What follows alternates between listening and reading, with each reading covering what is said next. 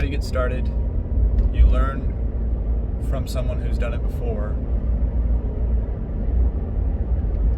How do you get better? You cut the inefficiencies. So, how do you get started? Let's say you want to be a merchant. You want to be a merchant. I want to sell my goods, right? You want to sell your goods. So, what you do is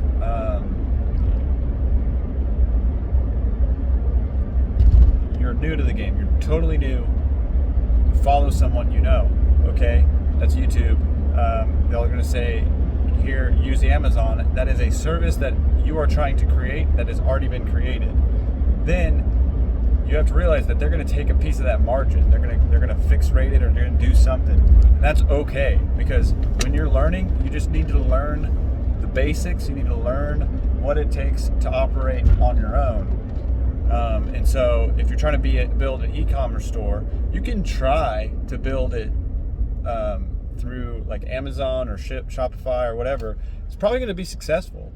And then when you want to get better, kind of like Nike, they're like, we're big enough where we know how to do this, and you're gonna come to us. We're not gonna sell any of our stuff on Amazon. You have to come to us, and we're gonna set up our own tent.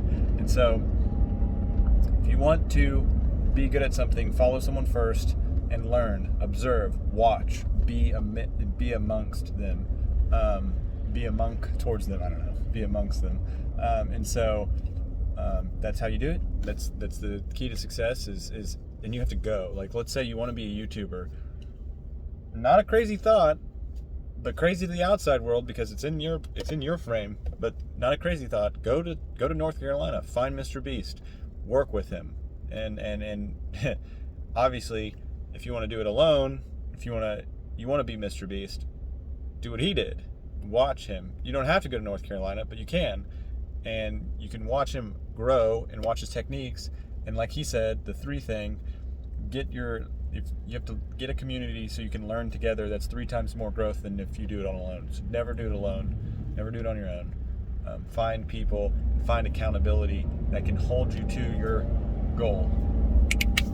Margins. Split the margins, then take the margins for yourself, because you have to take that step. Obi-Wan Kenobi has to die in the movie in order for you, Luke Skywalker, to be the chosen one.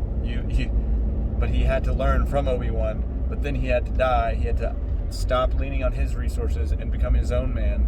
And that's when you see the dip and then the rise. And so that's the story.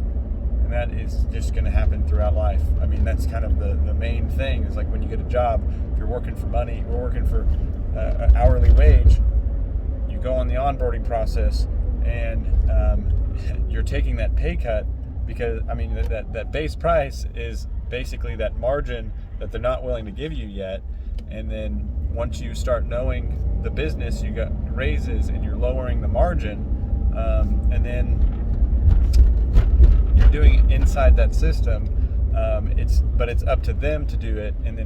But what you could do is be learning it and then take it somewhere yourself once you have established a good enough starting point and preparation to start that, where you've saved up enough, not all of it, to start putting value into it. So yada yink, yada yonk, yada yonk.